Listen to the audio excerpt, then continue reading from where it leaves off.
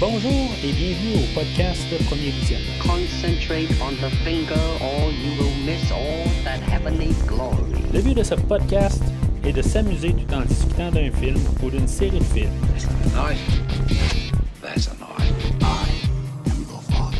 Il est important de prendre en note que si vous n'avez pas encore écouté le film à discuter aujourd'hui, je vais le spoiler complètement. No sequel for you. Bonne écoute. I know Kung Fu. Bienvenue à Midvale. Aujourd'hui, nous parlons de Supergirl, sorti en 1984 et réalisé par Janos Svark, avec Ellen Slater, Faye Dunaway, Peter O'Toole, Brenda Vaccaro, Peter Cook et Art Buckner. Je suis Mathieu, et vous savez, avec le podcast, je considère rien de moins que la domination du monde. Alors, bienvenue dans l'univers de les films de DC, dans l'univers de DC. On est en train de couvrir, dans le fond, les 5 films là, qui sont sortis, là, qui font principalement là, l'univers des années 80, de l'univers des films adaptés là, des comics de DC. Dans les dernières semaines, on a couvert le film de la créature du marais. La dernière fois, on a couvert Superman 3. Ben, là, on est rendu au film de Supergirl qui est sorti l'année après Superman 3. La créature du marais n'avait comme pas de lien du tout avec les films de Superman. Mais le film d'aujourd'hui, ben, il y a plus une relation. Là, on a vraiment là, comme les mêmes producteurs en arrière. On a les Salkind qui reviennent là, pour faire le film d'aujourd'hui. La rétrospective que je fais plus tard, la prochaine fois, on va se ramasser au film de Superman 4 qui a fait encore partie là, de comme le petit coin là, des 80 que je fais en ce moment. Là, c'est comme 5 podcasts en ligne. Puis qui va se clôturer avec le deuxième film de la créature des marais. Ça s'en vient toutes les prochaines semaines. Éventuellement, on va reprendre avec Batman 89, puis les années 90, qu'est-ce que l'univers DC avait à nous offrir. Après ça, on va être avec les années 2000, puis finalement, on va se rendre avec l'univers actuel. En tout cas, on va reparler une fois rendu là. Une fois qu'on sera rendu à l'Homme d'Acier, Batman vs Superman, Wonder Woman, Aquaman, puis tout ça, éventuellement, on va se rendre au nouveau film de Batman qui va sortir quelque part l'année prochaine. En tout cas, ça, c'est ce qu'on dit pour l'instant. Est-ce que ça va être prolongé? Ça sera pas prolongé? Je sais pas. On prolonge encore plein de films dernièrement. Fait que on ne sait pas ce que l'avenir nous réserve, mais la manière que la rétrospective est faite pour l'instant, on se dirige vers ce fameux film de Batman-là avec Robert Pattinson. Est-ce que ça va être l'année prochaine? Est-ce que ça va être en 2022? On ne sait pas encore. Rendu là, en tout cas, ce sera ce que ça sera, mais théoriquement, on se dirige vers ce film-là. Mais tout ça peut changer. Dans le fond, ça se peut que je réussisse à couvrir le film de Wonder Woman, Suicide Squad, les affaires de même, là, ça se peut que je réussisse à les couvrir en temps réel une fois rendu là, mais on verra une fois rendu là quand les films là, ce qu'ils vont se placer dans l'univers. Mais une chose est sûre, c'est que la rétrospective va être faite chronologique, puis on verra où ce qu'on est rendu quand les films vont sortir rendu là. Si vous voulez aller sur premiervisionnement.com, vous pouvez voir toute la rétrospective dans le fond, là, qui a au-dessus d'une trentaine de films comme rétrospective. Vous pouvez trouver l'onglet DC. Dans le fond, c'est pas mal en bas là, de chaque page. Vous pouvez avoir accès à toutes les franchises que j'ai couvertes jusqu'à maintenant. Il y a des films, il n'y a pas juste l'univers de DC, il y a des films comme les X-Men que j'ai couverts l'année passée. Puis en tout cas, il y a plusieurs autres films, plusieurs autres franchises, plusieurs autres styles de films aussi. Si, mettons, vous aimez ce que vous entendez aujourd'hui, vous pouvez vous rendre sur le site de premiervisionnement.com pour pouvoir trouver quelque chose qui pourrait vous intéresser. Alors, le film d'aujourd'hui, on avait demandé à Richard Lester qu'il avait réalisé les 2 derniers films de Superman. En tout cas, le Superman 2, la version officielle théâtrale, Richard Lester. On lui avait demandé voir si, mettons, il était intéressé à réaliser le film d'aujourd'hui. Ça y intéressait pas. Après ça, on avait demandé à d'autres personnes comme Robert Wise, que lui avait réalisé Citizen Kane dans les années 40. Évidemment, lui non plus, il n'était pas plus intéressé. on s'est fait suggérer par Christopher Reeve, le réalisateur qui avait travaillé avec Jano Svark sur le film Somewhere in Time. Puis étrangement, ben Christopher Reeve aussi devait apparaître dans le film d'aujourd'hui. Finalement, ben pour raison X, Christopher Reeve à la dernière minute s'est retiré, qui a forcé dans le fond qu'on réécrive un peu le script. Mais ça, je vais en parler un petit peu plus tard, dans le fond, des choses qui ont dû être qui étaient planifiées, là, puis finalement, ben, à la dernière seconde, là, on a dû réécrire une bonne partie du film, puis l'adapter. Janos Vark, ce qui est quand même un peu intéressant, c'est que c'est la première fois que j'en parle aujourd'hui officiellement, mais des choses que avant au tout début de premier visionnement, ben lui, il vient du film Les Dents de la Mer 2. Ce qu'il y a, dans le fond, c'est que moi, je l'ai déjà couvert, mais vous l'avez jamais entendu, dans le fond, que je l'ai couvert. La série des Dents de la Mer, dans le fond, moi, je l'ai déjà couverte comme pour un pré-démo pour faire le podcast.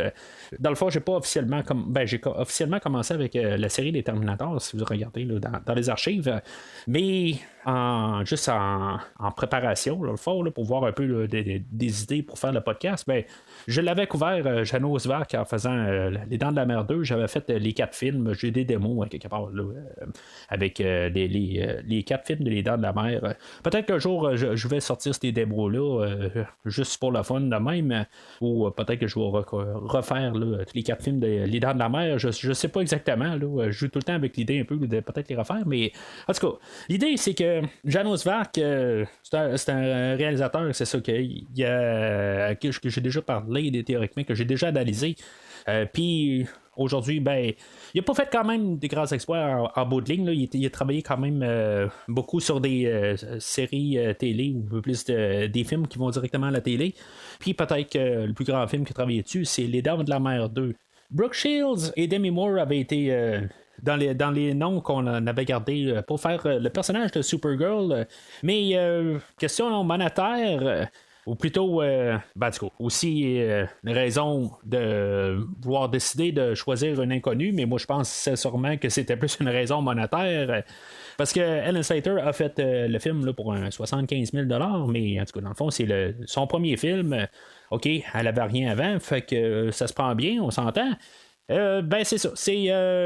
On a choisi de prendre l'actrice Ellen Slater, choisir une inconnue pour faire son rôle. Moi, je suis toujours pour ça en arrière. Dans le fond, c'est un inconnu qui fait le rôle, comme dans n'importe quel rôle avec un personnage connu.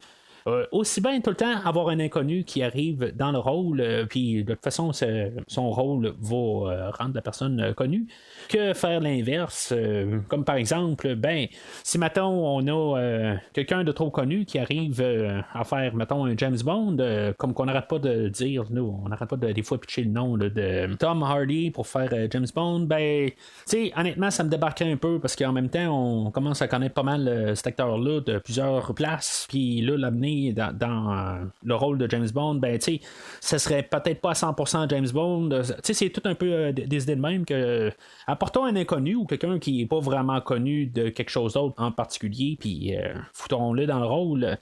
Fait que moi, quelque part, si mettons on a ramené Demi Moore ou Brooke Shields qui sont reconnus pour d'autres choses, ben je sais pas, ça aurait changé un petit peu l'aspect du film, puis que ça aurait été vraiment autre chose. On va entourer Ellen Slater de Faye Dunaway, qui a été oscarisé en 1977 avec le film Network.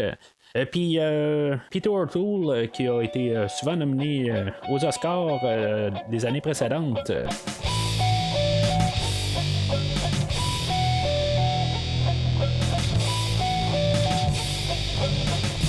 Alors, le film d'aujourd'hui, il va jouer avec des thématiques un peu similaires à l'univers de Superman qu'on a vu.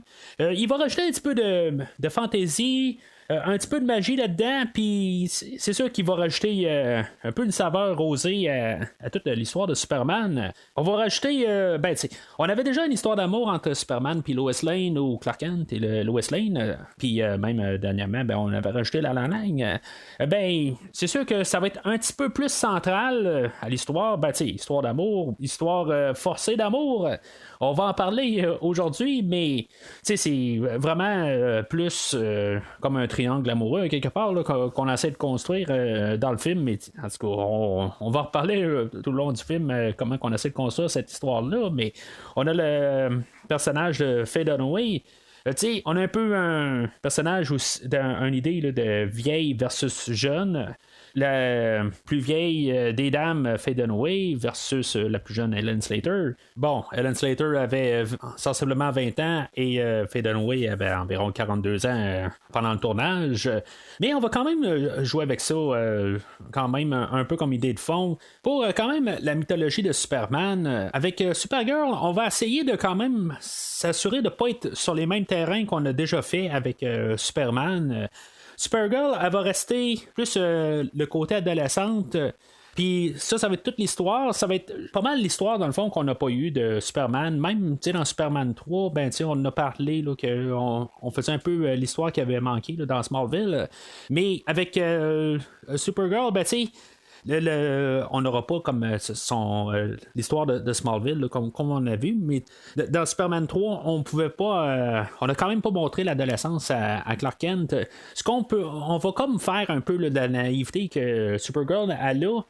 Le réalisateur va parler parce que j'ai écouté le film aussi avec le commentaire audio, puis c'est ça que lui dit, il y a plus une raison cérébrale dans le film d'aujourd'hui. En tout cas, on va en reparler un peu pendant le scénario, voir à quel point que le film est plus cérébral ou plus intelligent que quelqu'un normal en adolescence. Il va jouer pas mal sur deux terrains rendus là.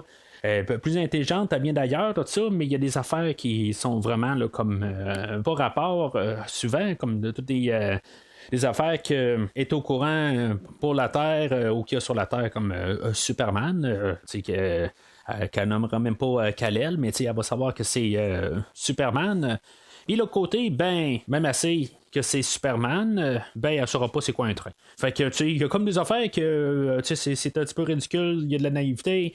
Tout ça, on va en parler là, pendant le scénario, comme il y a des choses qui marchent ou qui marchent pas. Mais l'idée du film va rester que on va essayer d'aller sur des idées que Superman ou Clark Kent, c'est des endroits qu'il n'est pas allé ou qu'il a touché brièvement, puis pouvoir aller dans une direction différente. Parce que, quelque part, il ne faut pas oublier que rendu là, le film a été fait pendant qu'il est en train il a été fait en 1983, quand on avait à peu près Superman 3 au cinéma. Puis, dans le fond, la mauvaise réception de Superman 3 et l'argent qui n'a pas rentré de Superman 3, ça n'a pas été un très gros hit, ça l'a affecté un peu que, question budgétaire, on a dû couper un peu sur Supergirl. Puis, ce qui fait aussi qu'on voulait leur donner un vent nouveau, puis en faisant un vent nouveau, il ne faut pas aller sur des terrains qu'on est déjà allé auparavant dans l'histoire de Superman.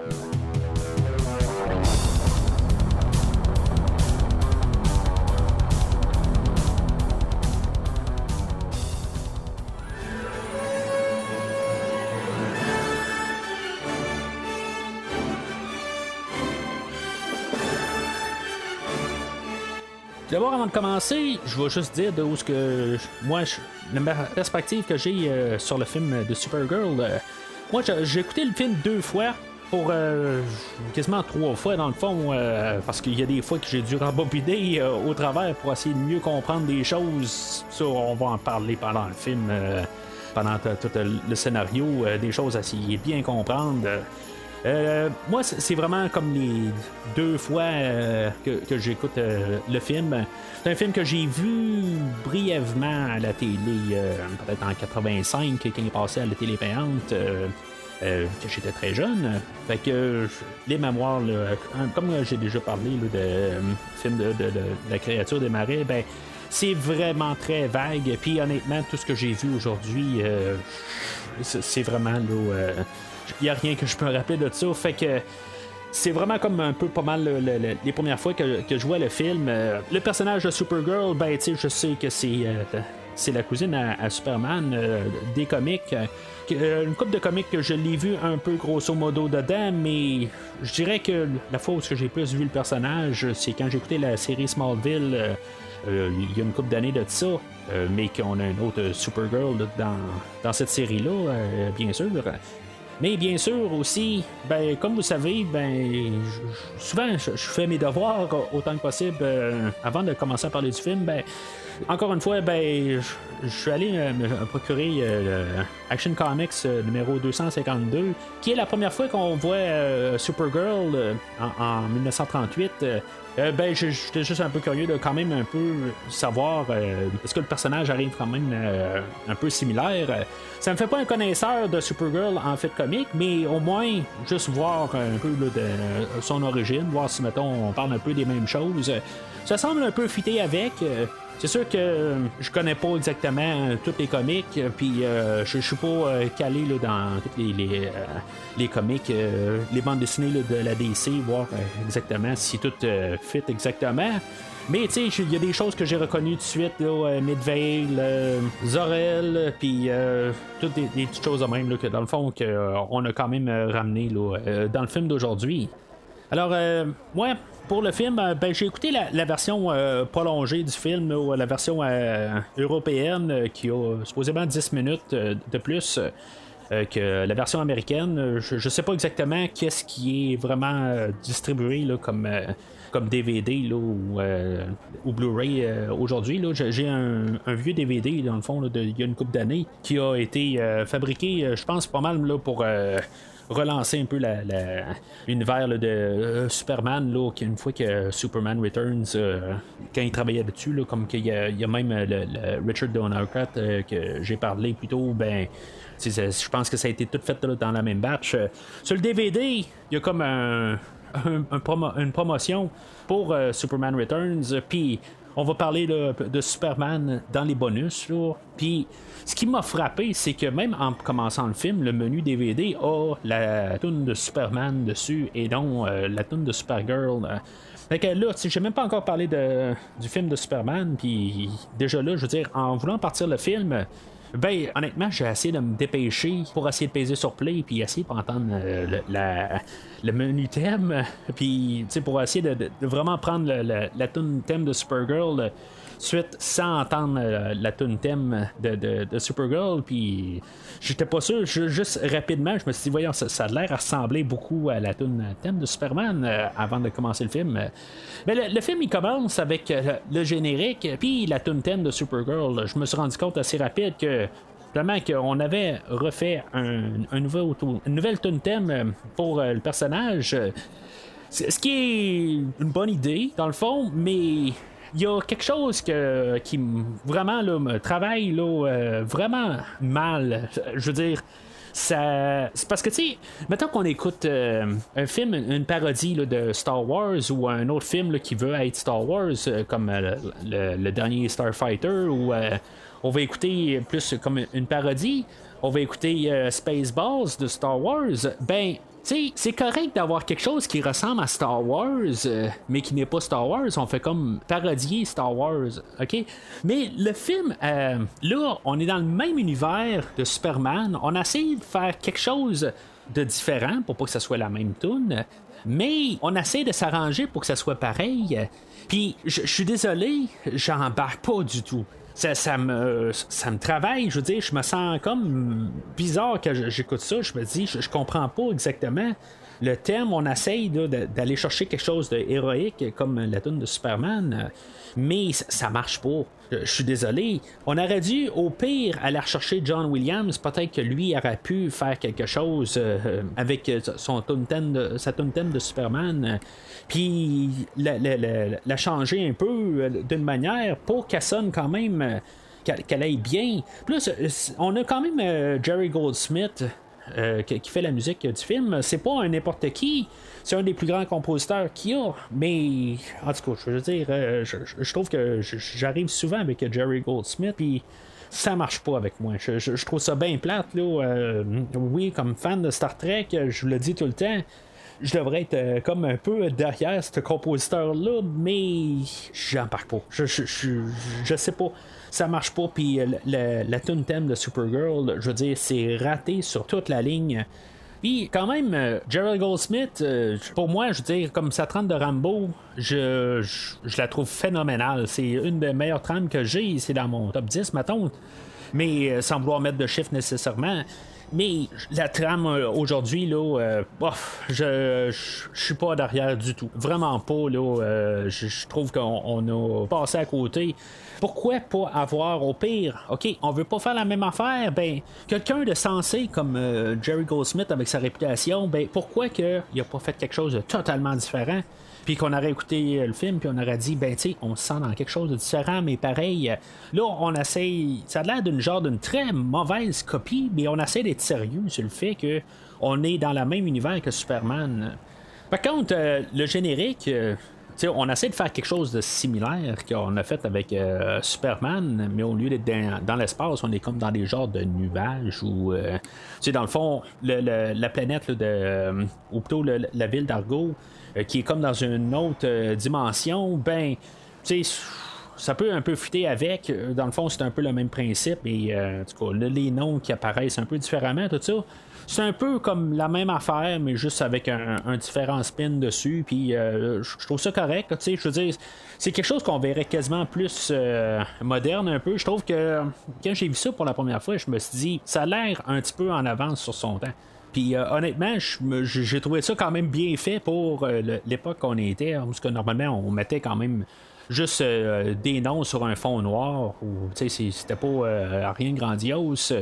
On avait été capable de faire quelque chose de spécial un petit peu plus comme dans Star Wars ou même Superman, où on avait quand même les noms qui étaient tout écrits là, sur d'autres fonds, tout ça, que c'était pas juste sur un écran noir, mais ça, c'est quand même quelque chose un petit peu plus visuel. Puis ça, je l'apprécie un petit peu plus, dans le fond, qu'on a essayé de faire quelque chose. Supposément que ça l'a coûté environ 1 million à faire. Ça, je me dis, je comprends pas exactement là, la manière que ça a coûté si cher à faire. Je veux dire, c'est des écrans puis des superimpositions, mais en tout cas, ça a l'air que tout le générique a coûté 1 million à faire. Bon. Si le générique a coûté 1 million, ben, c'est là que je me rends compte que le million était très critique pour le budget là, du film.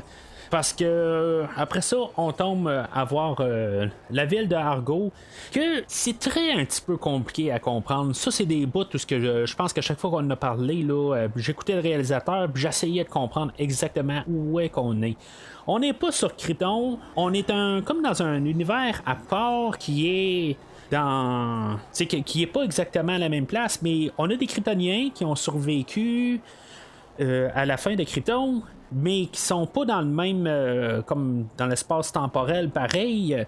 C'est un petit peu comme juste pour dire que dans le fond ils ont survécu à la fin de Krypton, mais sont ailleurs.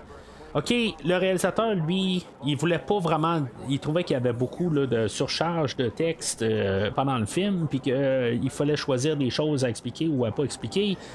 J'aurais vraiment aimé essayer de comprendre la ville d'Argo, c'est quoi exactement. OK, j'essaie de comprendre parce que oui, il y avait accès à pouvoir utiliser là, des séquences d'images là, des films de Superman, puis pouvoir expliquer qu'ils ont survécu à Krypton. Puis là, tu sais, il aurait dit à quelque part, le problème c'est que ça aurait fait un peu une copie là, de Superman, mais juste au féminin direct.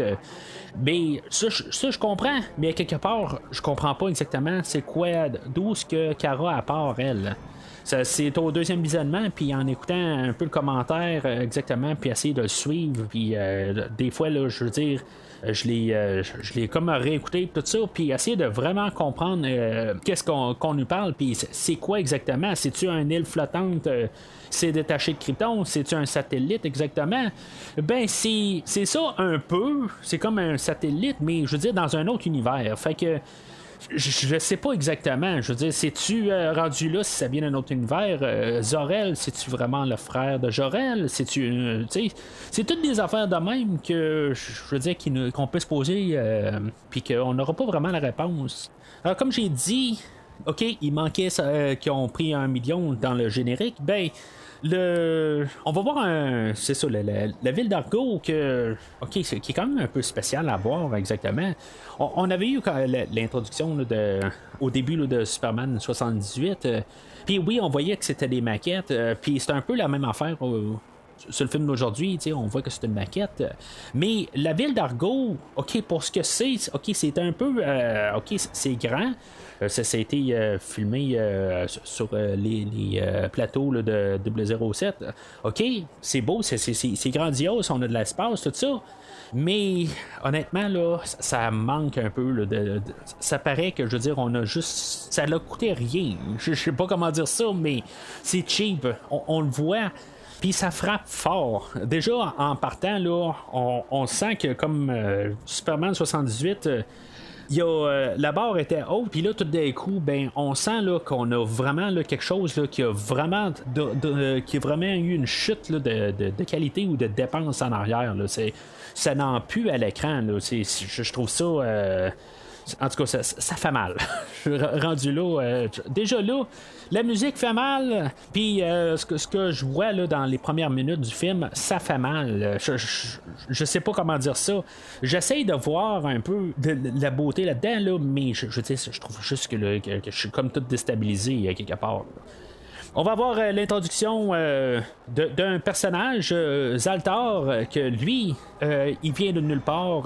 J'ai fait, en tout cas, tout ce que j'ai pu lire quelque part, n'apparaît pas là, dans les bandes dessinées de Supergirl ou autres affiliations là-dedans, là, dans Superman ou n'importe qui. C'est un personnage qu'on a créé, puis là je me dis ben pourquoi que on n'a pas Zor-El et Allura qui ont juste un bref caméo là, pourquoi que je veux dire c'est pas eux autres. Peut-être pour éviter d'avoir la même histoire qu'on avait eu avec Jor-El et Superman, ok, mais on va l'avoir quand même d'un côté avec Zaltar. Là. Fait que pourquoi qu'on n'a pas Zor-El qui prend le rôle de Zaltar, je le sais pas. Zaldar, lui, il fait des expérimentations, puis il a comme emprunté le magaphone du film, dans le fond, là, qui va être le Omega Hedron, qui est une bidule magique. Puis que il va l'avoir emprunté, en tout cas, c'est ce qu'il dit, dans le fond. Il voulait taponner avec ça, sachant qu'en bout de ligne. Le gouvernement qui contrôle là, cette ville-là, qui est pas très très grosse en bout de ligne, là, mais en tout cas. Ils vont l'envoyer là, dans la zone fantôme. Puis ça, je veux dire, c'est tout dit rapidement, là, mais ça va revenir à la fin du film. Puis qui va faire encore plus de confusion une fois qu'on va être rendu à la fin du film, parce qu'en bout de ligne, la ville d'Argo, elle a survécu à Krypton, c'est ce qu'on suppose, là, mais... l'Omega Hedron, Zaltar va la donner à Kara, mais Kara va être négligente en voulant faire comme activer un papillon, puis le papillon, ben en prenant vie, ben il va faire un trou dans la ville, dans le fond, c'est ce qui contient le village, puis ça va amener le Omega Hedron à sortir, se partir. Ben, tu sais, il va se sauver là, dans l'univers, ou en tout cas, ça va sortir de là, puis il va se ramasser sur Terre. Ce qui va porter, dans le fond, qui va forcer à Kara à partir à sa recherche. On avait eu l'introduction là, de Kara dans ces scènes-là. Elle, ben c'est ça, c'est la fille de Zor-El, Allura, qui va devenir notre Supergirl. OK, tu sais, dans le fond, on voit qu'elle est toute naïve, qu'elle est jeune, puis, tu sais, il y a quand même toute la joie là, dans le village d'Argo. Tu sais, c'est sûr que ça change un petit peu là, du ton sombre qu'on avait eu là, dans Superman 78. Mais, tu sais, c'est comme... après un bout, je me demande si elle a une cause en moins ou si, mettons, tu sais, vraiment, elle est juste naïve ou elle comprend pas des choses. C'est une ligne qu'on va essayer là, de garder tout le long, mais à quelque part, comme j'ai dit là, tantôt dans les thématiques, c'est quelque chose là, qu'on sait pas exactement où est-ce qu'on s'en va avec ce personnage-là. On essaie de la garder pure à quelque part, mais... Tu sais, il y a des choses là, qui marchent pas tout à fait là, dans le personnage. Fait qu'elle va embarquer là, dans une navette, puis elle va partir du village d'Argo, puis pendant son voyage, ben, elle va se transformer en Supergirl. Est-ce que elle a eu des choses dans le vaisseau qui ont dit un peu là, plus de la culture sur Terre? Pourquoi qu'elle a le costume féminin là, de Clark Kent ou de Kal-El avec elle? Pas tout à fait clair là-dedans.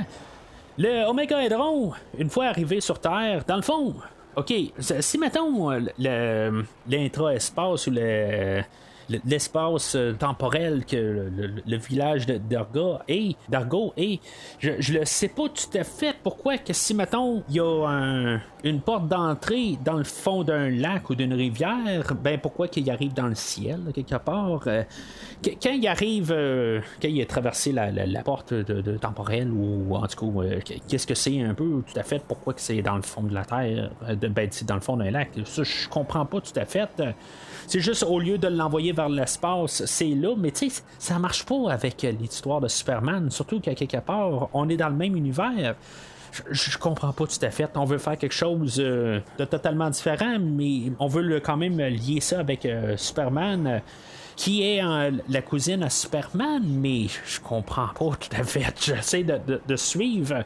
Mais il y a des choses que si, mettons, on est la cousine de Superman, qu'on vient de Krypton, ben à quelque part, il faut qu'on arrive à la même place. Je comprends qu'on veut pas recopier Superman, mais il faut que ça marche quelque part. On va avoir l'introduction de Selena et du sorcier Nigel. C'est comme un couple qui, dans le fond, qui marche bien, qui marche pas tout à fait. C'est comme vraiment étrange un peu, dans le fond. Là. C'est un couple d'amour-haine, quelque part. Mais ils sont. Leur couple est basé sur le pouvoir. OK, les Mogaedrons arrivent, puis Selena, qui dans le fond était comme un peu attirée par le pouvoir de Nigel, ben avec le Omega-Hedron qui a réussi à attraper, là, qui est tombé dans son pudding ou quelque chose de même, ben aussitôt qu'elle a des mains, ben elle sait que ça lui donne du pouvoir quelque part. Je comprends pas tout à fait rendu là, mais elle sait, je sais pas. Puis ça lui donne dans le fond le pouvoir ou en tout cas la volonté quelque part là, de juste plus avoir besoin là, de Nigel, puis elle va partir de son bord, puis elle va être capable de repousser tout le temps Nigel. Dans le fond, on n'a rien à foutre.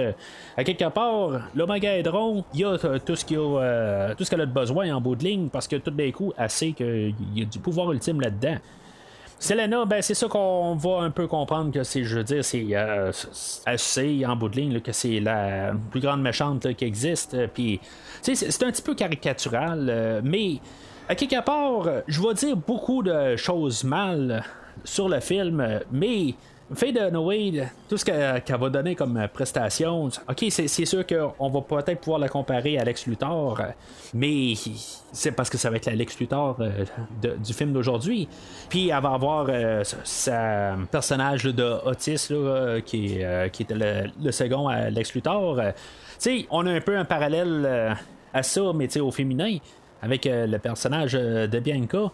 Elle, ben tu sais, dans le fond, elle est là juste comme pour supporter Selena, mais je veux dire, dans le fond, elle sert à peu près à rien, juste un petit peu là pour c'est juste pour ajouter dans le fond que le personnage soit pas tout seul. Puis quelque part, ben Selena, une fois qu'elle a dit quelque chose, ben tu sais, elle dit à elle, puis tu sais, dans le fond, c'est juste pour qu'elle parle pas dans le vide, dans le fond, puis que ça ait un petit peu plus de sens qu'elle parle. Mais essentiellement, le personnage de Bianca n'a absolument aucune utilité au scénario à part de faire parler Selena tout carrément.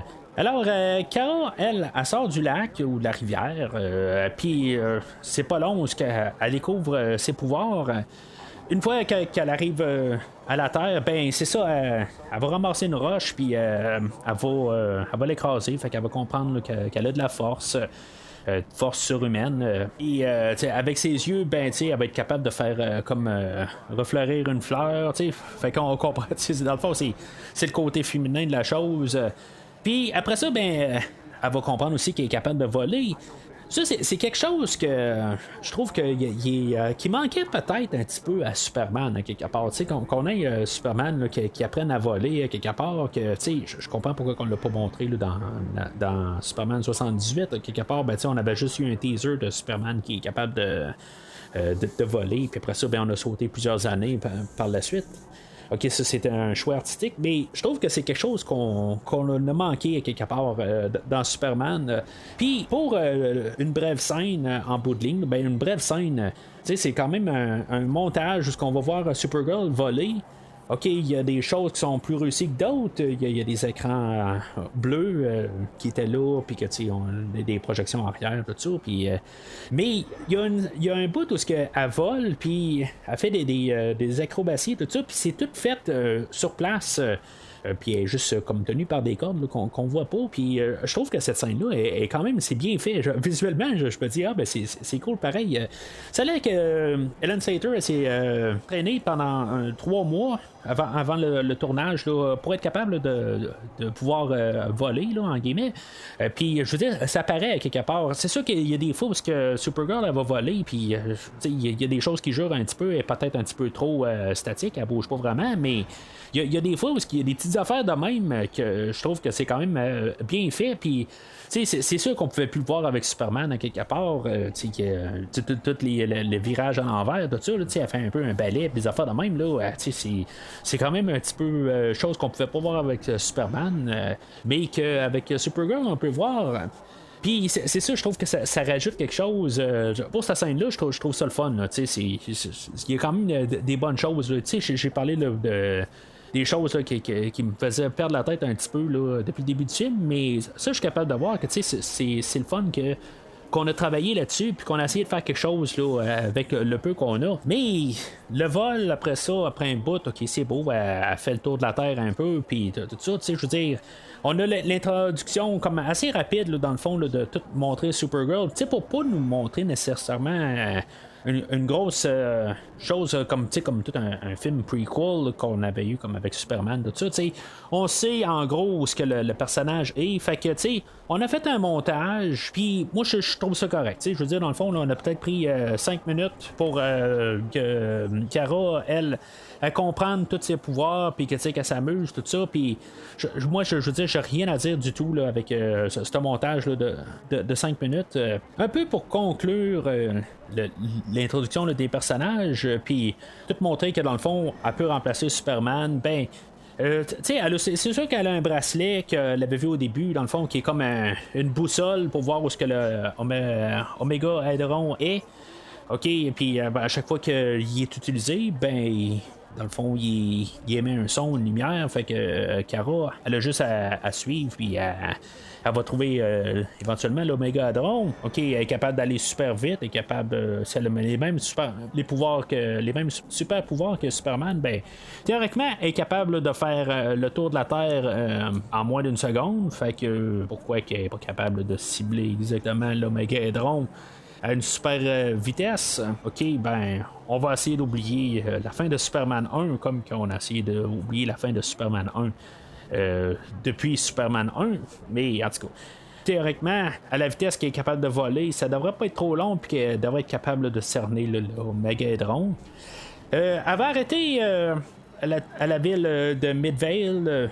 Puis il va y avoir des truckers dans le fond qui vont l'apercevoir, puis c'est un petit peu c'est pas trop explicite, mais à quelque part ben, ils vont exploiter le fait là, que c'est une fille. Les truckers vont dire bon ben OK, tu dois aimer Superman, t'es habillé en Superman, puis à quelque part ben elle va répondre ben je suis sa cousine. OK, bon, les gars la croient pas vraiment, puis je veux dire dans le fond ils ont des mauvaises intentions, mais à quelque part quand elle dit que leur cousine, puis une fois qu'elle ramasse un des deux gars, puis que l'autre gars, ben il dit ben tu t'aurais pas dû faire ça, mais tu sais, à quelque part, une cloche aurait dû commencer à sonner dans la tête de l'autre gars, puis une fois qu'elle utilise ses rayons pour brûler son couteau, ben à quelque part, je pense qu'il aurait dû comme dire bon ben ok, c'est correct, je pense que ça me tente pas tout à fait de me faire ramasser, mais t'sais, on joue ça un petit peu à la comédie, quelque part, puis on veut juste comme avoir un peu une scène d'introduction pour montrer qu'il est aussi pour conclure un peu là, pour montrer les pouvoirs là, de Kara, puis qu'il est au même niveau que Superman. Mais je veux dire, ça n'a pas de sens un peu que les truckers continuent à attaquer Supergirl quand ils savent que quelque part se battre contre Supergirl ou se battre contre Superman, c'est pas mal la même chose. Puis d'un côté, ben, c'est sûr que je trouve ça un petit peu sombre quand même, parce que c'est des violeurs rendus là. Puis c'est clair que c'est probablement pas la première fois que ces choses-là arrivent. Fait que je trouve ça un petit peu. Peut-être pas dans le bon film exactement. Ça, c'est. Je vais laisser ça à ça, là. Je sais pas. C'est un petit peu pas exactement le bon film pour faire une blague de même. Blague de même, en tout cas. Vous comprenez ce que je veux dire? Je veux dire, c'était comme un petit peu sombre pour un film qui essaie d'être léger. C'est plus, je vais laisser ça à ça. Là, elle va se coucher, dans le fond, dans un buisson, puis elle va se réveiller le lendemain avec une balle de baseball qui est tombée près d'elle. Puis là, ben c'est ça. Elle va voir qu'il y a un baseball au féminin qui, dans le fond, c'est une équipe à l'école, une école féminine qui est pas loin de là. C'est là où elle va avoir l'idée, dans le fond, là, d'essayer de se cacher au travers du peuple. Puis qu'elle va devenir comme le personnage là, de Linda Lee. Puis moi, ce que j'aime dire, c'est pourquoi. Ça sert à quoi? En bout de ligne, elle est là à rechercher le Omega Hydron, mais elle va se cacher dans une école. Puis elle va rentrer, puis elle va essayer de se ramasser sur les bancs d'école. Une fois qu'elle va rentrer à l'école, ben, tu sais, elle va utiliser ses super pouvoirs pour dire que Clark Kent il a écrit une lettre de recommandation, puis. Toutes des affaires de même, mais pourquoi? Je veux dire, et là, pour essayer de sauver son monde à elle, est en train de courir après le Omega Hydron. À quelque part, elle va être en classe, puis elle pourra pas aller poursuivre le Omega Hydron, qu'il est genre à quelques mètres d'où qu'elle est, parce qu'elle est coincée dans une classe. Pourquoi? Je veux dire, il n'y a pas de logique, ça marche pas. Mais question de histoire, puis d'un peu. Connecter les affaires, Nigel est un des professeurs là, mais en bout de ligne, ça n'aura pas vraiment de lien avec l'histoire pareille. Fait que même si on veut dire que c'est une question pour pouvoir centrer les affaires, ça n'a pas de lien. Fait que c'est juste pour montrer un peu ce que Nigel fait dans la vie, mais ça n'a aucun lien. On va avoir l'introduction là, de la jeune sœur de Lois Lane. Il n'a jamais été pensé d'amener Lois Lane comme personnage, juste comme un caméo. Ça, je veux pas tout à fait comprendre le réalisateur. Il dit, tu sais, on essaie de comprendre qu'on est dans le même univers, mais tu sais, on n'a jamais pensé amener Margot Kidder pour faire un caméo. Mais tu sais, vous avez pensé amener quand même Christopher Reeve quelque part. Tu sais, je veux dire, peut-être que tu sais, si Christopher Reeve peut pas être là, ok, Jimmy va être là tantôt. Essayer d'amener d'autres mondes, peut-être, tu sais, pour remplacer, tu sais, je veux dire, essayer d'interrelier les affaires, tu sais, peut-être. Mais en tout cas, on n'a jamais essayé là, d'amener Margot Kidder. Puis là, dans le fond, c'est là où on va avoir un peu plus montré qu'on est vraiment dans le même univers avec Christopher Reeve. Ben c'est ça, on a le personnage là, de Lucy Lane. Puis tu sais, il faut remarquer aussi que c'est tout ça va avec le LL qu'on avait, tu sais, Lois Lane, Lana Lang, Linda Lee, puis aussi le personnage de Lucy Lane. Encore une fois, je veux dire, ça sert à quoi? Rendu là, la fille, Kara, est supposée de rechercher l'Omega Hydron, puis là, on a l'introduction des personnages. Je comprends que ça fait partie là, de l'univers. Ça je peux tout comprendre le point de vue histoire, pourquoi qu'on amène ça, mais pourquoi? Je veux dire, il y a quelque chose qui marche pas là, du tout avec ce qu'on nous dit. Là, en même temps, ben, c'est là où on va nous montrer là, un poster de Superman. Puis honnêtement, le poster de Superman, j'aimerais ça de l'avoir exactement. Là, je le trouve vraiment là, quelque chose, je trouve hot, là, ce poster-là. Mais pas mal la seule affaire qu'on va avoir de Superman visuellement, parce que je veux dire, comme j'ai dit plus tôt, ben, Christopher Reeve, à la dernière seconde, s'est retiré. En fait, des histoires pour Christopher Reeve, généralement, qu'est-ce qui aurait changé avec l'histoire? Ben, que Christopher Reeve, en Superman, aurait comme accueilli un peu Supergirl sur Terre au début. Probablement qu'il y aurait eu un peu des vols avec elle, il montrait un peu ses pouvoirs, tout ça. Fait que quelque part, ben, c'est correct, quelque part, ça aurait eu du sens. Là, à la radio, on a entendu là, que Superman était parti parti ailleurs, puis c'est pour ça que dans le fond, logiquement, ben, on l'a pas dans l'histoire, on a trouvé une ligne dite un peu dans nulle part, puis se rassurer qu'il n'est pas là, puis qu'on ait une raison logique que le personnage n'apparaît pas. Ben moi, à quelque part aussi, en voyant là la grandeur de qu'est-ce qui se passe dans le film, ben je me dis à quelque part, Superman est pas tout le temps à 100% là à chaque fois qu'il y a quelque chose qui arrive, parce que sinon il serait jamais là.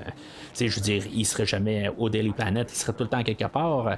Fait que il y a jamais quelque chose dans le film qui est assez gros visuellement pour pouvoir attirer là, le regard de Superman à quelque part pour que lui dise ben je vais aller investiguer ça. À quelque part, il n'y a jamais il y a rien qui peut essayer d'attirer Superman là, moi à mon optique là, quelque part. Fait qu'on n'aurait même pas eu besoin là, de dire qu'il est parti là, dans une autre galaxie, quelque chose de même. Pendant que Kara est à l'école aussi, il y a des intimidatrices aussi. Là. Il y a encore des affaires de l'école qu'il y a comme pas rapport tout à fait. Elle va jouer au hockey, puis il y a une fille dans le fond qui veut comme donner.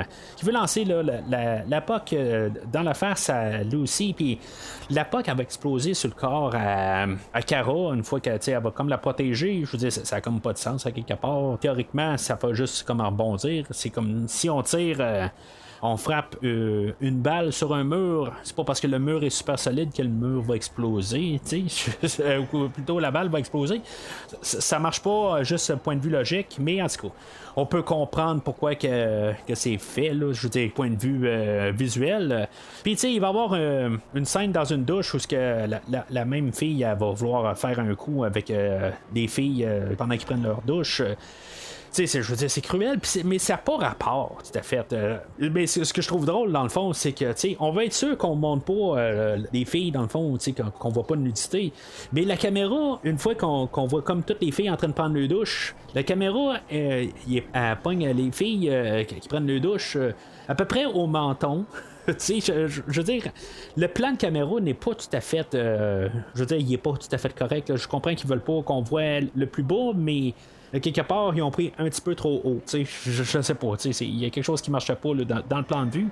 Mais peut-être que quelque part, c'est juste le DVD qui est mal formaté. À quelque part, en tout cas, j'ose espérer que c'est ça. Fait que pendant que Kara est coincée avec ses problèmes d'école, ben il y a Selena qui est en voiture avec Bianca.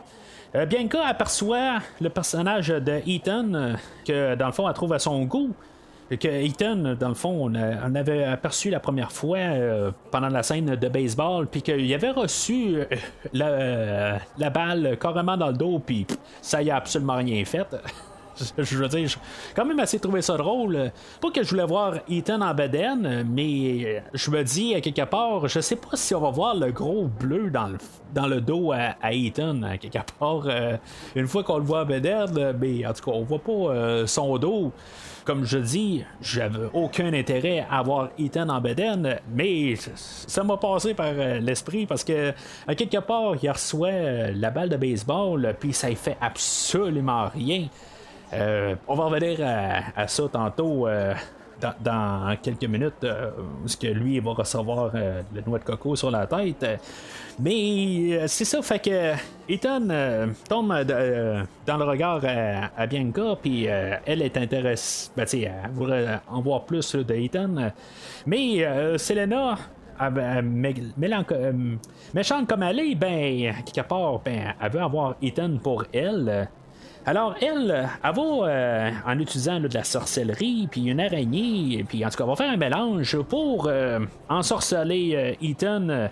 Elle va l'amener dans son repère, qui est dans un genre de parc d'amusement, puis il va y avoir comme un peu un parallèle avec Blanche-Neige. Il va y avoir un miroir là-dedans où Selena va regarder, puis il va se passer là, plein des choses. Là, ce qu'on avait, miroir, dis-moi qui est la plus belle. Puis il y a un petit peu de ça un peu là, qui se passe là, dans le film. Ethan, dans le fond, c'est ça. Il va voir la solution là, que Selena va avoir préparée, puis ça va tout mêler Ethan là, pour le restant du film. Pendant que Ethan est endormi, quelqu'un va se réveiller, ben, la première personne qu'il va voir, ben, il va tomber en amour avec. il va se réveiller, mais Selena et Bianca vont être occupés à repousser Nigel, que lui, dans le fond, il venait faire un tour de même. Ethan va se réveiller, puis il va se promener dans le parc, puis lui, dans le fond, il va rien voir. Il va se ramasser là, dans le village de Midvale, puis il va avoir vu personne du tout. Ça marche pas tout à fait, mais OK, si on embarque un peu la mentalité bande dessinée, comme que j'ai utilisé là, dans Superman 3, peut-être que ça peut passer. Je veux dire, depuis le début du film, j'ai essayé là, d'embarquer là, la mentalité bande dessinée. Puis, quelque part, il y a bien des choses que on peut peut-être passer, là, mais depuis le début du film, là, ça marche pas tout à fait. Là. Ça, par contre, je vais pouvoir le donner au film, à quelque part. Si on embarque ce filtre bande dessinée, ça marche. À quelque part, là, je peux pas dire que ça marche pas. OK, ça doit arriver tout ça, puis c'est correct. À quelque part, là, je verrais ça vraiment là, dans les panneaux, là, dans une bande dessinée, dans Action Comics là, 372, là, avec Supergirl, je verrais ça. Mais le problème avec ça, c'est là, on a l'introduction, on a le caméo à Jimmy Olsen, qui est par le même acteur qu'on a vu là, depuis Superman 1. C'est le fun, mais tu sais, pourquoi qu'on amène. On parlait là, d'amener Jimmy. De pas amener. Lois Lane, mais Jimmy Olsen qui va faire un caméo, mais qui aura à peu près aucun rapport. À quelque part, pourquoi Jimmy Olsen n'est pas tombé en amour avec Kara. Tu sais, je le sais pas exactement. Il y a une histoire avec Lucy Lane. OK, c'est beau. Je sais pas exactement là, si c'est ça dans les bandes dessinées. Ça se peut, je le sais pas exactement. Puis, quelque part, Lucy et Jimmy vont être pas mal. Ils n'existeront plus vraiment là, pour le restant de l'histoire. Ils vont apparaître là, à des endroits, mais ils sont plus importants du tout. Ils ont été comme. Ben aussi. On a été introduit au personnage, mais en bout de ligne, elle sert à peu près à rien. Elle va servir à amener ou à garder Kara en ville pendant que Ethan il est en train de se promener au milieu du trafic. Mais c'est là, on est à 57 minutes du film que finalement, il se passe quelque chose dans le film. On a une pelle mécanique ou un bulldozer qui va prendre vie à cause que Selena, dans le fond, elle va aller rechercher Ethan puis l'amener à son parc d'amusement. Mais on envoie un bulldozer à quelque part, je le sais pas exactement, là, avec la pelle quelque part qui va ramasser Ethan. À quelque part, OK, faut mettre le filtre BD. Parce que, quelque part, c'est hyper dangereux, puis ça va tuer Ethan, quelque part, tu sais, je veux dire, ça marche pas tout à fait, mais avec le fil BD, ça peut marcher.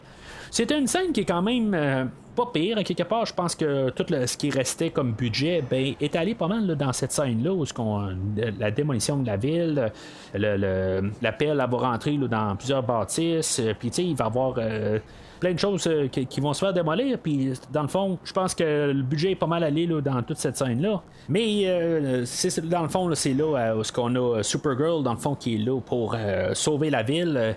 Elle va aller ramasser la pelle, dans le fond, comme le bec de la pelle, puis elle va comme arrêter le bulldozer d'avancer. C'est pas tout à fait clair parce qu'il avance encore un peu après, ou ce qu'il y a là aussi qui est encore dedans. Mais je sais pas. Peut-être qu'elle aurait dû forcer à arrêter carrément la pelle sur place.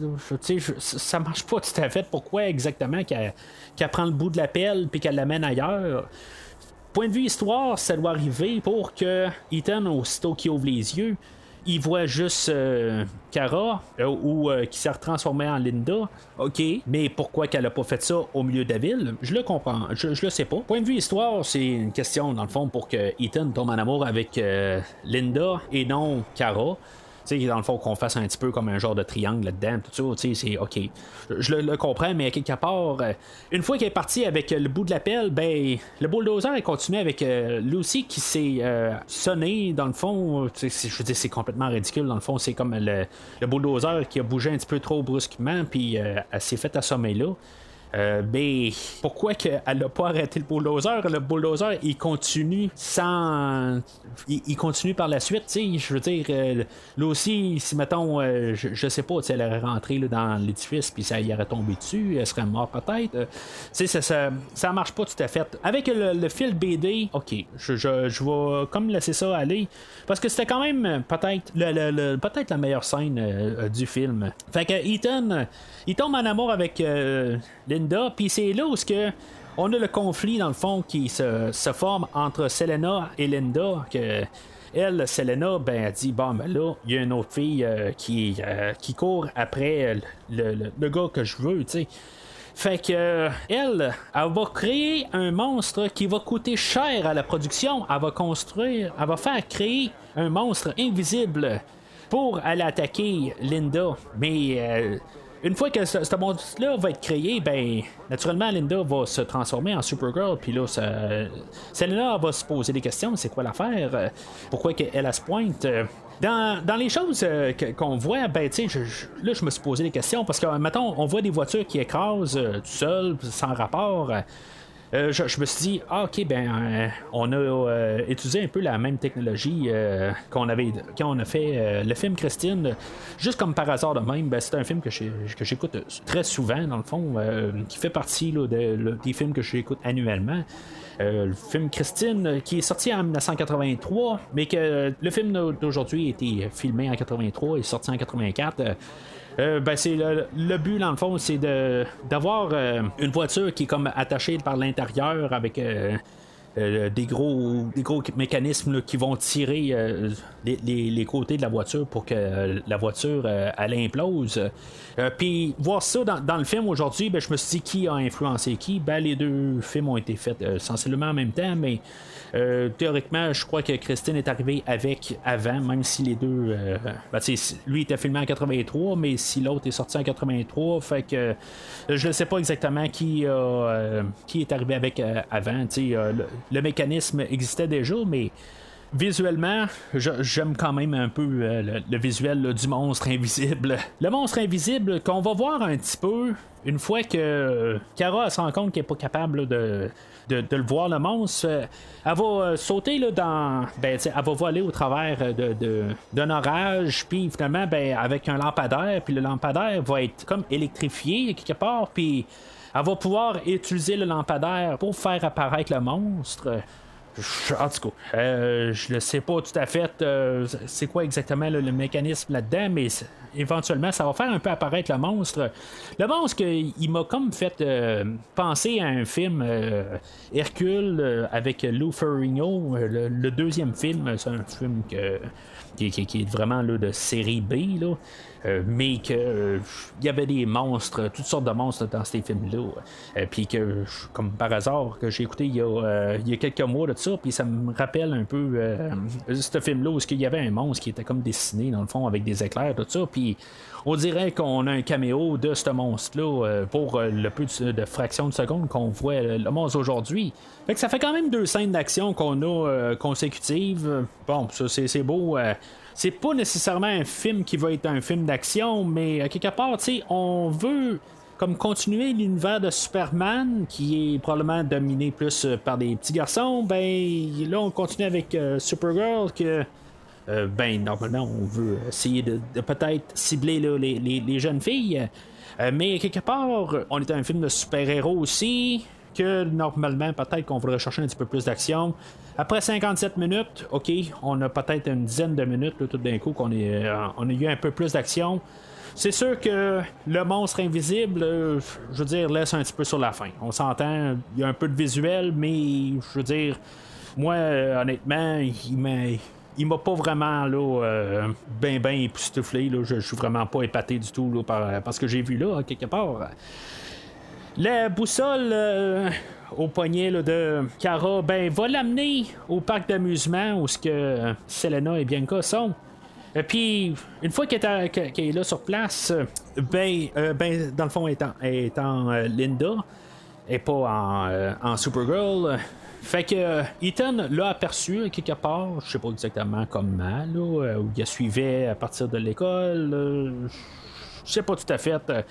Ça me dit à quelque part, Linda, elle a quel âge il est à l'école, puis Ethan, lui, il a quel âge il travaille. Tu sais, en tout cas. Un terrain où ce qu'on n'ira pas, puis que je veux pas aller tout à fait. Mais c'est ça. Ethan a suivi Linda, puis lui, il a des fleurs dans les mains, puis du coup, il est en amour bien raide. Ils vont s'asseoir dans un manège, puis finalement, ils vont se parler un peu, puis juste pour voir comment que Ethan a comme perdu la tête carrément, mais tranquillement, Linda elle va tomber en amour avec Ethan. Mais Selena, c'est ça, quelque part, elle, ayant attiré Linda sur au parc. Elle l'a pas attiré, dans le fond. En voyant que Selena est là, quelque part, elle veut se débarrasser de Linda. Elle va faire partir le manège. Le manège va tourner super vite. Pourquoi que Ethan en est pas mort, quasiment rendu là, ou super étourdi, ou quelque chose de même, Guy dans le manège. Mais Linda elle s'est servi, dans le fond, là, du manège qui tourne pour se transformer en Supergirl. On va avoir un petit peu un combat magie contre super pouvoir. Selena, elle va téléporter Ethan dans un manège là, de tamponneuses, puis les tamponneuses vont bouger magiquement, là, puis vont peut-être frapper Ethan. Ok, elle est en amour avec, elle veut l'avoir, mais elle peut-être qu'elle va le tuer rendu là, ou elle va sérieusement le blesser. Ok, faut pas trop penser à ça. Elle va empêcher Supergirl de pouvoir aller le sauver. Elle va comme la bloquer quelque part. C'est comme elle bouge super rapide ou tout à fait. C'est pas tout à fait compréhensible qu'est-ce qu'elle fait. Mais je me dis, bon, ok, si c'est un tour de magie quelque part, puis qu'elle crée comme un mur de elle alentour du manège, Selena pas Selena, Kara est capable de quand même voler au-dessus. Fait que ça n'a pas tout à fait rapport. Parce qu'en même temps, c'est ça, elle prend plusieurs des petits tuyaux, puis elle va tous les tirer alentour là, de Selena, puis Selena ne pourra pas bouger. Il va y avoir un petit effet que quand même qui est pratique. C'est juste, dans le fond, c'est probablement juste des morceaux de caoutchouc puis qui vont tout fondre. Mais j'aime toujours quand même quelque chose qui est pratique. Puis dans le fond, qui ont de l'air réel, mais finalement, ils tombent tous ses côtés. Puis juste l'effet qu'on a là, j'aime bien voir ça. Mais Kara, rendu là, elle va être trop prise par Ethan qu'elle va prendre le chariot où Ethan est dedans, puis elle va l'amener carrément ailleurs, au lieu de peut-être juste comme le sortir de là, puis aller trouver où ce que le Magadron est. Ça marche pas tout à fait, mais point de vue histoire, je comprends pourquoi on le fait. Dans le fond, c'est juste pour donner comme une première confrontation, puis après ça, on va aller à la confrontation finale après ça. Ok, ça je comprends là, mais je veux dire, c'est par logique à quelque part, juste elle aurait dû juste comme sauver Ethan, puis après ça, trouver le Magadron.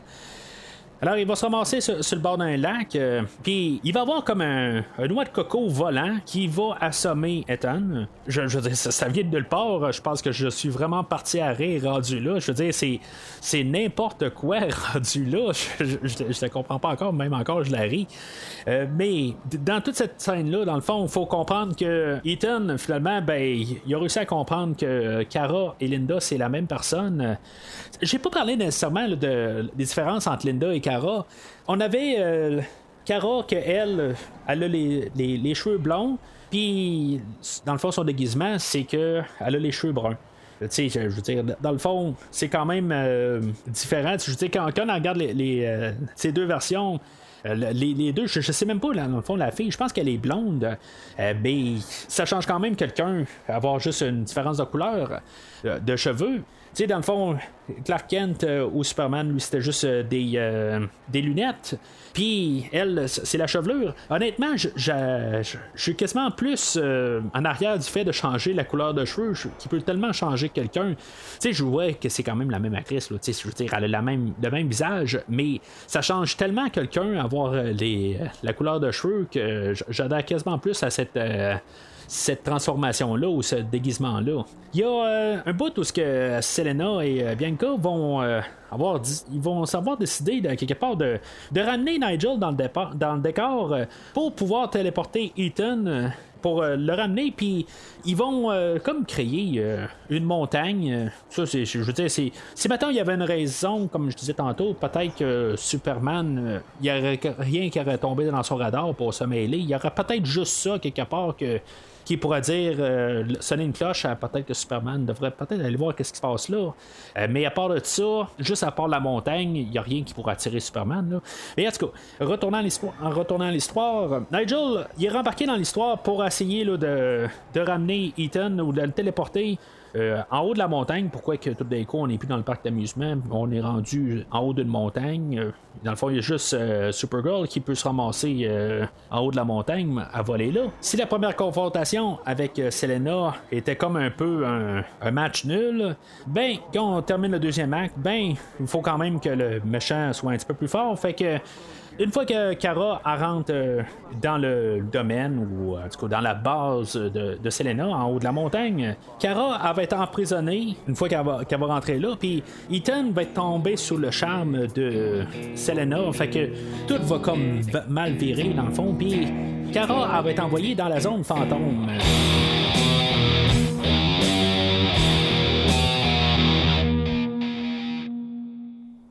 Fait que Kara, rendue dans la zone fantôme, je trouve ça quand même fun d'un côté que on n'avait jamais vu vraiment la zone fantôme. On va retrouver le personnage de Zaltar que, comme on a dit au début, ben, il était envoyé dans la zone fantôme.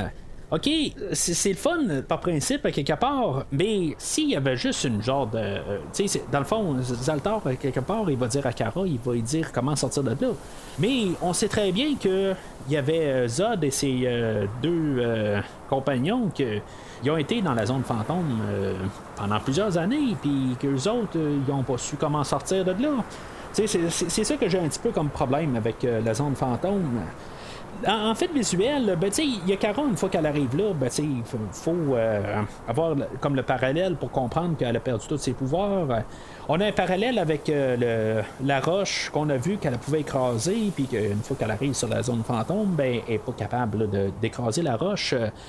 Ça, c'est une affaire qui est quand même assez étrange, parce que quand j'écoutais le commentaire audio, ça a l'air que la version sur Terre, elle avait été coupée. Fait que c'est sûr que ça peut marcher un peu d'un sens, on peut comprendre qu'elle n'est pas capable d'écraser une roche, puis elle n'a pas de super pouvoir. Ok, c'est bon, il n'y a pas vraiment là, de choses graves, mais je veux dire, il y avait un parallèle quand même qui est fait sur ce visuel-là, puis on peut comprendre qu'elle a vraiment perdu ses pouvoirs, puis même elle a essayé de voler, puis ça marche pas. OK, mais je trouve qu'en fait de visuel, à quelque part, on dirait qu'on a de l'air être dans la ville d'Argo aussi, juste à l'extérieur. C'est pour ça, à quelque part, j'ai un petit peu de misère à comprendre pourquoi que est en train de dire où est-ce que je suis, mais moi, la première fois que je l'ai écouté, je me suis dit, ben, c'est parce que t'es à côté de la ville d'Argo, non? C'est pas là que t'es, mais non, finalement, dans la zone fantôme, ben, ça, on l'avait vu aussi, là, par visuel, qui était pareil comme dans les deux premiers films, où ce qu'on avait vu Zod est envoyé dans la zone fantôme. C'était le même visuel, ok, mais sauf que ça a l'air tellement de ce qu'on a vu au début du film, ça me confond pas mal, là. Point de vue script, il y a Kara, quelque part, elle va tomber dans un genre de boue muqueuse. En tout cas, c'est vert foncé, là. C'est vraiment dégueulasse. OK, qu'elle a sauté dedans, je veux dire, elle a du courage de sauter là-dedans, ça a l'air d'être vraiment dégueulasse. Mais, en tout cas, pour 75 000 je veux dire, peut-être que ça vaut la peine. Pourquoi qu'elle se fait pas secourir par Zaltar? Ça, je veux dire, à quelque part, on a cette scène-là, mais je veux dire, elle en ressort finalement, tu sais, je veux dire, c'est bien correct, mais pourquoi qu'on a cette scène-là quand en bout de ligne, ça sert absolument à rien? On devait avoir, tant qu'à moi, Zaltar qui soit réintroduit comme ça, qui la sauve de mourir là. Mais non, finalement, elle fait juste se retrouver Zaltar, tout carrément. Fait que... Zaltar, il sait comment sortir de là, mais il y a un petit peu là, des allers-retours. En fait, de discours, ben, tu veux pas y aller, puis finalement, ben, je veux dire, on perd un peu notre temps. Honnêtement, on sait qu'en bout de ligne, on s'en va vers là. Il va monter comme une autre montagne, à quelque part, mais qui va avoir comme une genre de tornade alentour. Puis que finalement, ben, ça va être la fin du personnage de Zaltar. Comme je dis, pourquoi que on a le personnage de Zaltar, puis c'était pas Zor-El, à quelque part, tu sais, qu'elle perd son père de même. OK. Le film, on a peut-être pensé qu'il allait avoir une suite, si, mettons, le film faisait de l'argent. OK, puis peut-être qu'on aurait pu élaborer sur Zor-El plus tard, mais en tout cas. On a tué comme son mentor là, ok, honnêtement, ça me laisse ni chaud ni froid rendu là. On savait exactement qu'est-ce qui allait se passer une fois qu'on a revu le personnage de Zaltar, puis je trouve qu'on s'en est mal servi. Kara va ressortir de la zone fantôme, puis revenir exactement où ce qu'elle était, en haut de la montagne. Et puis pendant ce temps-là, ben Selena, elle avait pris son temps là, pour se préparer là, pour dominer tout le monde. Puis on savait là, que la journée après, elle laisse dominer tous les États-Unis, après ça le Mexique, et même, on va le mentionner, elle va dominer le Canada. Ben oui, on serait tous dominés par Selena. Je veux dire, à chaque fois que je vois Canada ou Québec, encore plus, dans un film, ben je veux dire, ma mâchoire à tombe à terre, on existe pour un film américain. Wow! Selena, elle va avoir mis en cage JB, Lucy, puis Nigel. Je veux dire, ça sert à peu près à rien. C'est juste, dans le fond, c'est juste pour mettre des personnages, pour essayer de mettre dans le ballon, puis mettre un peu de suspense, quelque chose de même, mais honnêtement, j'en ai rien à foutre. Honnêtement, j'ai aucun attachement à aucun de ces personnages-là. Même Jimmy, qu'on a vu dans Superman depuis le premier film, qui meurt, je veux dire, il n'y a aucun attachement à quelque part. Mais moi, plus rendu là, la question que je me pose, on a 5 cages, puis on a 3 personnes. Je veux dire, on était supposé d'avoir 5 personnes, puis finalement, ben, on était capable d'en engager 3. Tu sais, je le sais pas exactement. Peut-être qu'on devait avoir Superman comme dans une autre cage, puis Lois Lane, peut-être. Non, Lois Lane, on n'a jamais pensé à amener Margot Kidder. OK, c'est correct.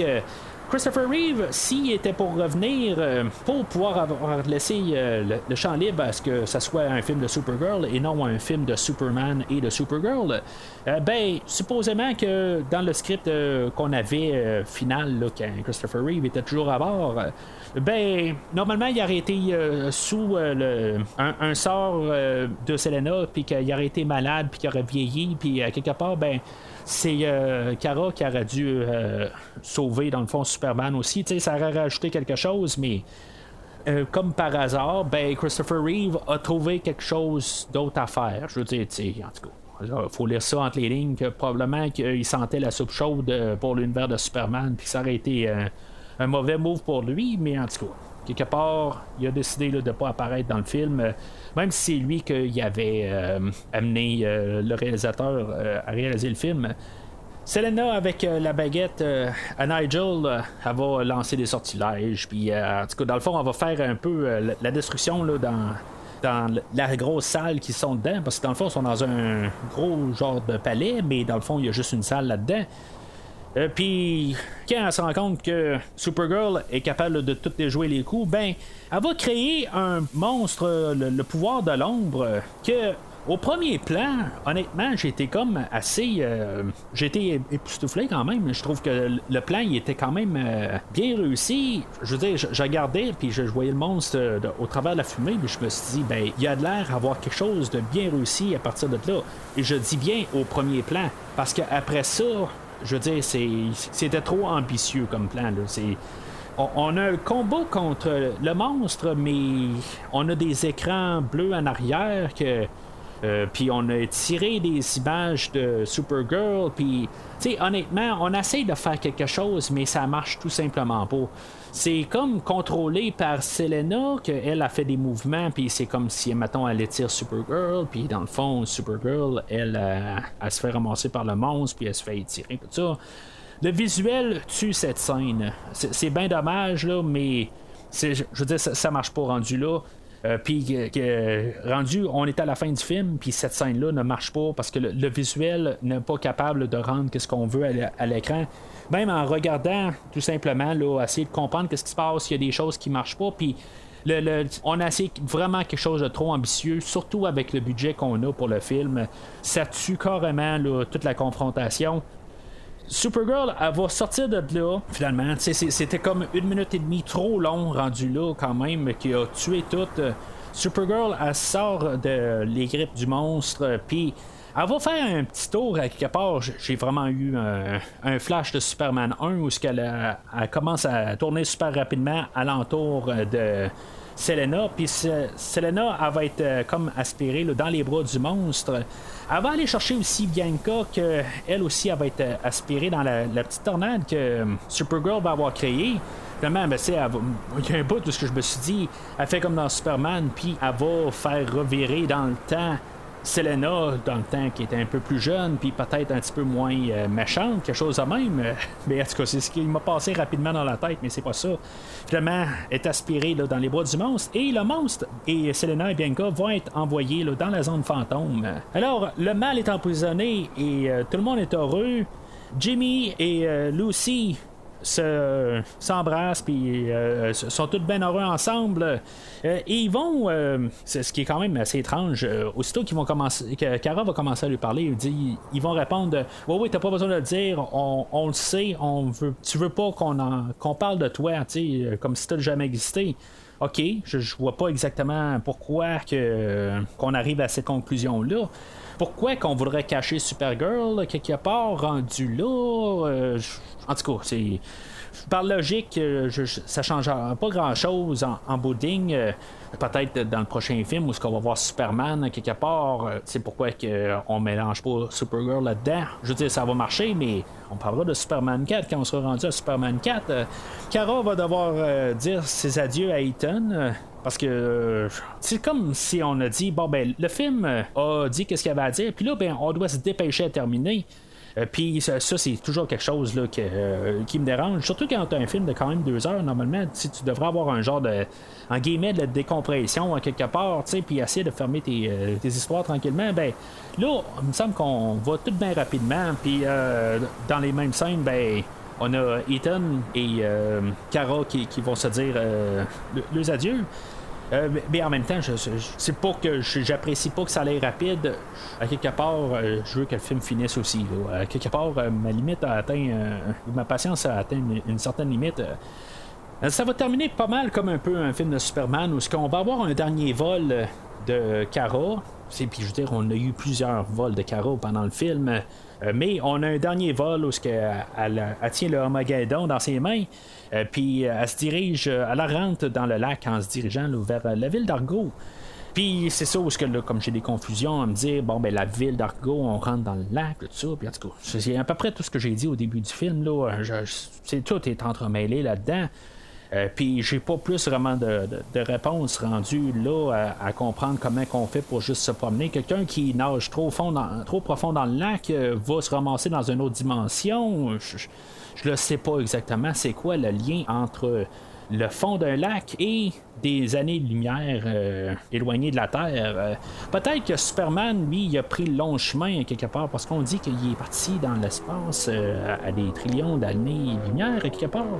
Mais peut-être que Superman, quelque part, il savait pas qu'il avait juste à descendre dans le lac.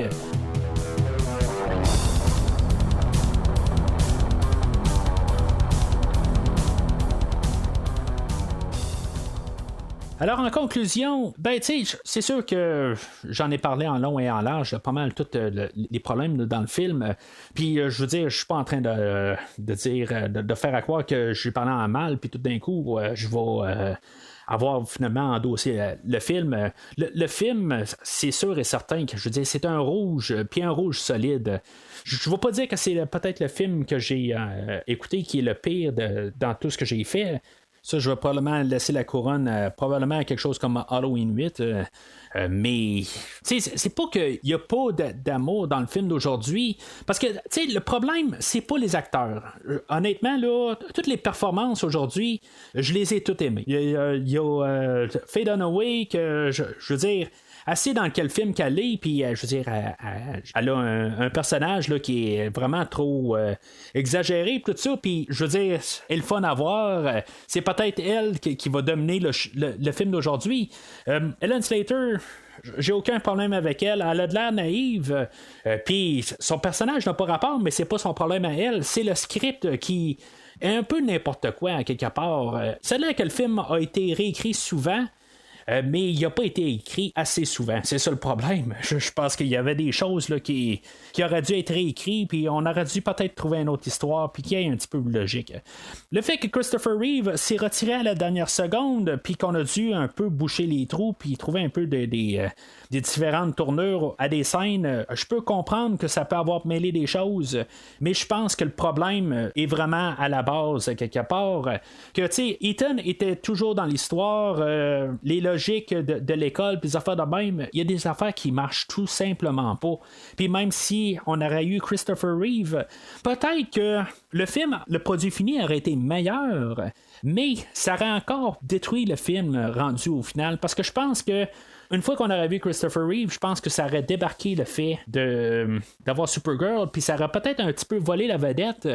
Puis, quelque part, ben, c'est pas qu'Ellen Slater est pas bonne là-dedans. Là. C'est ça que j'ai dit pareil. Je l'aime bien, Ellen Slater, là-dedans.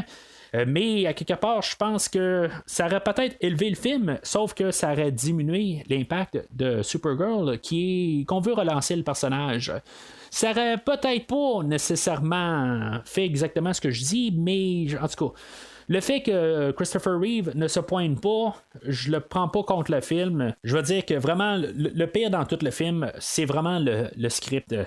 Il y a les effets spéciaux aussi. Tu sais, visuellement, il y a des effets spéciaux qui sont quand même pas pires, qui sont quand même assez réussis là, à certains points. Tu sais, j'ai parlé du générique au début, ok, ça c'est bon, lui il passe. Quand on fait des effets comme aussi Kara qui vole au début, tout ça, je veux dire, c'est des affaires que j'ai bien aimées, puis je trouve qu'ils ont bien réussi leur shot. Sauf que l'esthétique, à quelque part, on voit qu'on n'a pas mis d'argent dans le film. Puis je trouve que ça fait mal au film. Puis aussi, ben, la trame sonore, Jerry Goldsmith, encore une fois, moi, il faut que je le dise, à quelque part, il y a une très bonne renommée, Jerry Goldsmith. Il a fait la trame qui va avoir fait la trame de mon enfance sur Star Trek The Next Generation. Oui, c'est lui qui a écrit le thème de Next Generation, mais à quelque part, encore une fois, je veux dire, je dois le prendre contre lui à quelque part. Sa trame sonore, je veux dire, je peux rien vraiment de trouver là, de bon dans le film d'aujourd'hui. Alors, c'est pas mal ça en bout de ligne. Là. Je pense que même avec un filtre de bande dessinée sur le film, il n'y a rien qui peut vraiment là, dire que c'est plus qu'un rouge à quelque part. Je dois vraiment m'en tenir à ça. Il n'y a rien dans le film là, qui va me rapporter, je pense, à ramener le film. Surtout que ça prend 57 minutes avant qu'on ait de l'action.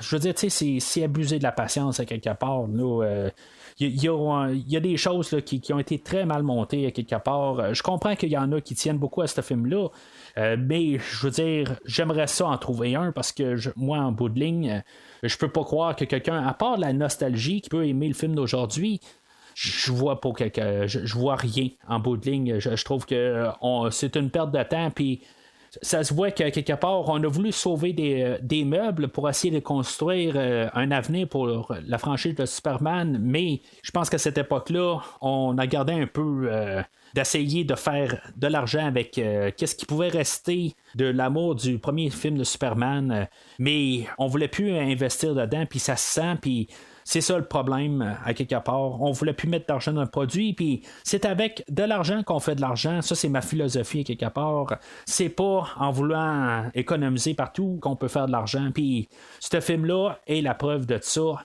Superman 3 était un problème aussi. Puis un coup sur coup, ben moi, j'ai à quelque part, j'étais pas si pire que ça sur Superman 3, je pouvais être en arrière de ça. Mais le film d'aujourd'hui, là, ça fait mal. Je veux dire, il n'y a rien là, qui peut faire tourner ça du bon côté. Peut-être que j'ai pas le côté nostalgique, mais j'essaie de garder ça tout le temps à chaque fois que j'écoute un film, d'essayer d'enlever de la nostalgie dans ma critique. Puis c'est sûr que je l'ai pas vécu, ce film-là, comme je l'ai dit. C'est la première fois que je le voyais pour le podcast.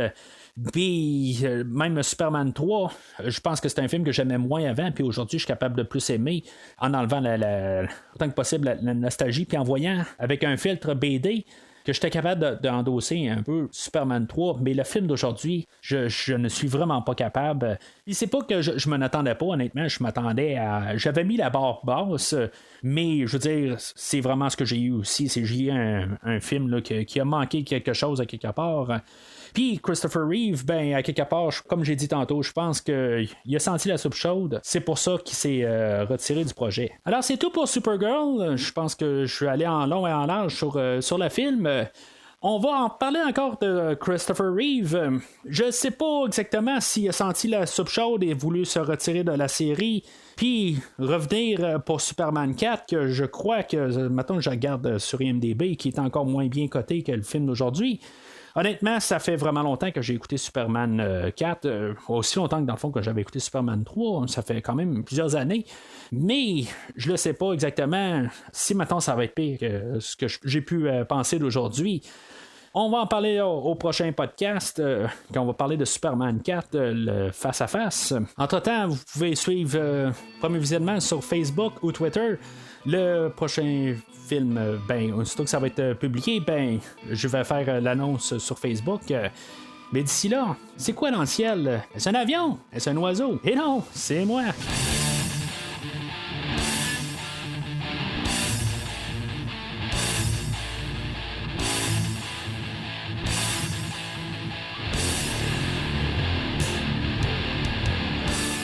Merci d'avoir écouté cet épisode de Premier Visionnement. J'espère que vous vous êtes bien amusés. Revenez-nous prochainement pour un nouveau podcast sur un nouveau film. Les opinions qui se sont dites sont les miennes et ont pour but de mieux comprendre le film et ou trouver un sujet de discussion et non de servir comme version officielle ou définitive du film discuté ici. N'oubliez pas de suivre la page Facebook de Premier Visionnement pour être informé de nouveaux podcasts. Vous pouvez écouter Premier Visionnement sur plusieurs plateformes, dont Spotify, YouTube et Stitcher. Merci et au prochain épisode.